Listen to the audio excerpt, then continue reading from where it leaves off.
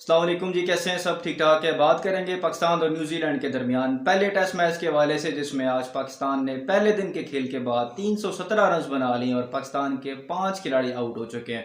आज का दिन मुकम्मल तौर पर पाकिस्तान के नाम रहा। इब्तदाई सेशन में पाकिस्तानी बल्लेबाजों ने बेस बॉल अप्रोच को फॉलो करने की कोशिश की, लेकिन हमारे बल्लेबाज उसमें बिल्कुल नाकाम हो गए और एक इंतहाई ख़राब शॉट्स खेलते हुए हमारे बल्लेबाज पहले सेशन में अपनी 4 इब्तदाई विकेटें गंवा बैठे और पाकिस्तान को यूं मुश्किलात का शिकार कर गए। लेकिन उसके बाद कमाल की पार्टनरशिप हुई बाबर आजम और सरफराज अहमद के बीच और पाकिस्तान का ये स्कोर 317 रन पर अब पहुंच चुका है और सरफराज अहमद अनलकी रहे, 86 पर आउट हो गए।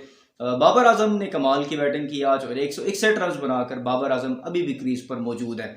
अगर पाकिस्तान की बैटिंग की बात की जाए इब्तदा में, तो जिस तरह से शॉट्स खेले हमारे ओपनर्स ने और उसके बाद सऊद शकील आउट हुए, तो लग ही रहा था कि पाकिस्तान की टीम आज इंतहाई छोटे टोटल पे आउट हो जाएगी। लेकिन उसके बाद कमाल की पार्टनरशिप हुई। अब्दुल्ला शफीक के हवाले से पहले बात करते हैं। अब्दुल्ला शफीक ने माजी में पाकिस्तान के लिए बड़ी कमाल की परफॉर्मेंसेस दी हैं। पिछले साल जिस तरह से श्रीलंका में अब्दुल्ला शफीक ने हमें टेस्ट मैच जिताया था और चौथी इनिंग्स में जिस तरह से उन्होंने 150 किया था, तो लग ही रहा था कि ये बड़े अच्छी टेक्निक के मालिक हैं और बड़ी अच्छी टेक्निक से खेलते हैं। लेकिन जिस तरह से इंग्लैंड के खिलाफ जैक लीच ने इनको फंसाया, लेफ्ट आर्म स्पिनर जो जैक लीच थे, उन्होंने बिल्कुल फंसा के रख दिया अब्दुल्ला शफीक को। और आज बिल्कुल एजाज पटेल ने बिल्कुल आज उसी अप्रोच को जारी रखा और अब्दुल्ला शफीक को तंग किया आउटसाइड ऑफ स्टंप और फिर अब्दुल्ला शफीक एक रैश शॉट खेल के स्टंप आउट हो गया। तो अब्दुल्ला शफीक को अपनी टेक्निक पर ज़रा काम करना होगा। आप जब स्पिन को निकल के मारने की कोशिश करते हैं तो इसका ये मतलब है कि आपको अपने डिफेंस पे भरोसा नहीं है। तो एज अ टेस्ट बैट्समैन आपको अपने डिफेंस पे ज़रूर भरोसा होना चाहिए। अगर आपकी टेक्निक सही नहीं है तो आप उस पर काम करना होगा, वरना आप टेस्ट क्रिकेट में लंबे अरसे तक सर्वाइव नहीं कर सकते। उसके बाद शॉन मसूद की बात करें तो शॉन मसूद ने टेस्ट मैच में पिछले इंग्लैंड के खिलाफ जो तीसरा टेस्ट मैच था उसमें कमबैक किया और शॉन मसूद के हवाले से लोगों ने बड़ी बातें की थी कि शॉन मसूद को टेस्ट में वापस आना चाहिए, इनको T20 में वापस लेके आना चाहिए। तो शॉन मसूद को चाहिए था कि अपनी जो ये इन्होंने कमबैक किया उस अपॉर्चुनिटी को ग्रैब करते, लेकिन जिस तरह से पिछले टेस्ट मैच में जो इंग्लैंड के खिलाफ तीसरा टेस्ट था उसमें वो नाकाम हुए और आज जिस तरह से वो रैश शॉट खेल के वो भी स्टंप आउट हो गए। तो शॉन मसूद को सोचना पड़ेगा, अगर आप इस तरह की क्रिकेट खेलेंगे और अब आप होम कंडीशंस में खेल रहे हैं और आपको इन कंडीशंस का पता भी है और आप एक स्पिनर को एक जो माइकल ब्रेसवेल है उनके, वो एक कोई इतने आउटस्टैंडिंग स्पिनर नहीं, उसको आप निकल के मार रहे हैं, स्टंप आउट हो रहे हैं, तो फिर आप बाद में आप के मुकम्मल तौर पर मुझे मौका नहीं मिल सका। तो शॉन मसूद को सोचना पड़ेगा अपनी बैटिंग टेक्निक के हवाले से, जिस तरह की वो अप्रोच रखते हैं। ज़रूर आप अटैक करें अपोजिट बॉलर्स पे, लेकिन शॉट सिलेक्शन भी तो सही होनी चाहिए। तो शॉट सिलेक्शन जब तक आप सही नहीं रखेंगे आप अटैक नहीं कर सकते अगले बॉलर्स पे। तो उसके बाद इमामुल हक सेटल हो गए थे, 24 रन बनाकर आउट हुए। उन्हें भी लगा ये कि वो बॉल जो है वो मैं उसको मिड ऑफ के ऊपर से छक्का मार सकता हूँ, लेकिन वो भी आउट हो गए। फिर उसके बाद सऊद शकील ने अच्छी बैटिंग की, लेकिन लंच से पहले जिस तरह से सेटअप किया टिम साउदी ने उन्हें और प्रॉपर होमवर्क किया, फील्ड प्लेसमेंट की और आउटसाइड ऑफ स्टंप उन्हें बॉल की और अब्दुल्ला शफीक उसमें सऊद शकील उसमें ट्रैप हो गए। तो इस तरह की छोटी छोटी बातें हमारे जो नए आने वाले प्लेयर्स हैं उनको सोचनी पड़ेंगी, क्योंकि जो मुखालिफ टीम है कभी भी आपको आसानी से स्कोर नहीं करने देगी, चाहे कोई भी टीम हो।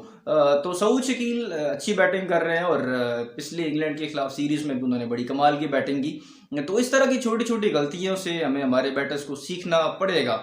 उसके बाद बड़ी शानदार बैटिंग की बाबर आजम ने, सरफराज अहमद ने, और बाबर आजम की जितनी तारीफ की जाए कम है। कैच छोड़ा डेरल मिचेल ने उनका, जब बाबर आजम 12 स्कोर पे खेल रहे थे, लेकिन उसके बावजूद उसके बाद बाबर आजम ने फिर बिल्कुल दीवार के साथ लगा के रख दिया न्यूजीलैंड के बॉलर्स को। और सरफराज अहमद की बात की जाए, सरफराज अहमद 2019 के बाद से अपना 50वां टेस्ट मैच आज न्यूजीलैंड के खिलाफ खेल रहे थे, जिसे उसे कहते हैं ना कि अपॉर्चुनिटी को ग्रैब करना। तो बिल्कुल आज सरफराज ने यही किया और जिस तरह से उन्हें मौका मिला था उन्होंने इस मौके को बिल्कुल ज़ाया नहीं किया। जिस तरह से वो स्पिन को खेलें तो लग ये रहा है कि सरफराज अहमद को वनडे पाकिस्तान के वनडे स्क्वाड में जो न्यूजीलैंड के खिलाफ 3 ODI मैचेस की सीरीज खेली जानी है उसमें भी सरफराज अहमद को शामिल किया जाएगा, क्योंकि हम लैग कर रहे थे पिछले 1.5 साल से। जिस तरह से ऑस्ट्रेलिया के खिलाफ हम सीरीज आ रहे, मिडल ऑर्डर में हमारा कोई ऐसा बल्लेबाज नहीं था जो स्पिन को अच्छा खेल सके। फिर हम श्रीलंका के खिलाफ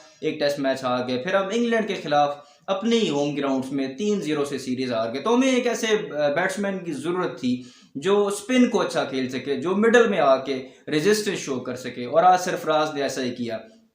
तो सरफराज को बिल्कुल ज्यादती हुई सरफराज के साथ पिछले 1.5 साल में। सरफराज को ज़रूर चांस मिलना चाहिए था, लेकिन जिस तरह से अब बोर्ड में रजीम चेंज हुई है, तो अब टीम में भी शायद तब्दीली की आवाज़ चल पड़ी है। और टीम में जिस तरह से चेंज नज़र आया, तो लग ही रहा है कि पाकिस्तान की टीम अब इस टेस्ट मैच में ग्रिप ज़रूर हासिल करेगी।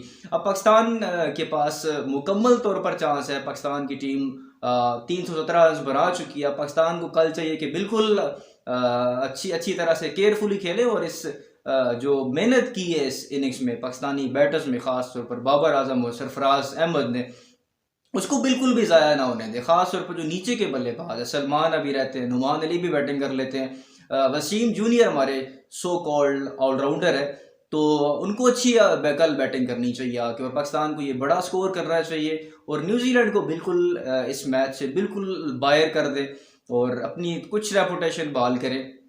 टेस्ट चैंपियनशिप पे तो हमारा चांस नहीं है, लेकिन नंबर 8 पे, नंबर 7 पे हम अपनी इस पोजीशन को ख़त्म कर सकते हैं।